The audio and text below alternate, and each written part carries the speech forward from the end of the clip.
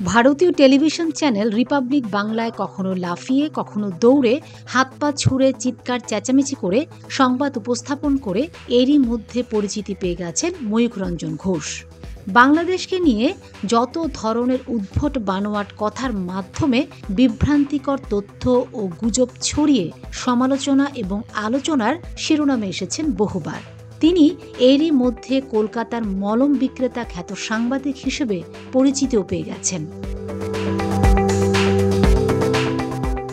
শুধু বাংলাদেশের মানুষের কাছেই নয়, নিজ দেশেও তিনি হেনস্থতার শিকার হন প্রতিনিয়ত।